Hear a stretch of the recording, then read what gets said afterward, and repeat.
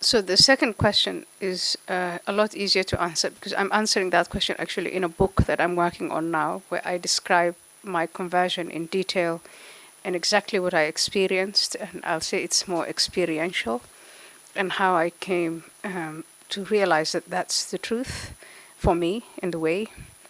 And then now to go to your first question, I see three different kinds of European leader.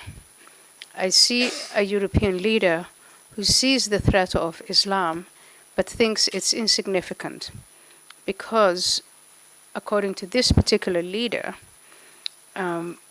we are materially superior. We have more, a superior economic and military power.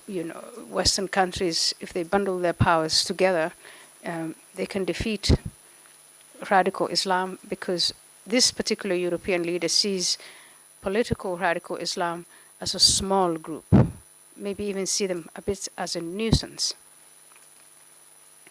There's a second European leader who sees the problem and the magnitude of the problem and has hasn't decided how to handle, how to deal with it, and lives in a state of cognitive dissonance and talks about having conversations and dialogues and trying to approach it with that age-old European style of let's talk ourselves out of this problem.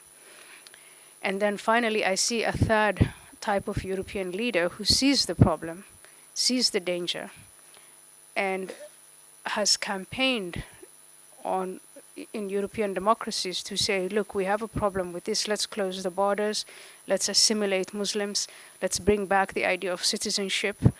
And this type of leader right now is rising. Well, I see my examples are, in Italy, you have the election of Meloni. In Holland, you have the election of Geert Wilders. In France, it's a bit more complicated. There seem to be more leaders there. In Germany, again, there is another complexity there because of the unique history of Germany. But these leaders are meeting with opposition from the establishment, from the other two sets of leaders. And it's not like America, where you can have, like the election we had on January 5 and 6, when we actually change power completely, and one set of leaders can go and be voted out of office and the other set of leaders can come and make a real transformation. You don't have that in Europe because the European political systems are organized differently, and then you have the countries that are members of the EU that don't even have, they have very little power over their own national outcomes. So that's my verdict on the European leadership. And I think it has to come from European civil society, from the schools, from the churches, from the newspapers, just from civil society to rise up to the occasion. And that hopefully will force the political leaders to take the necessary steps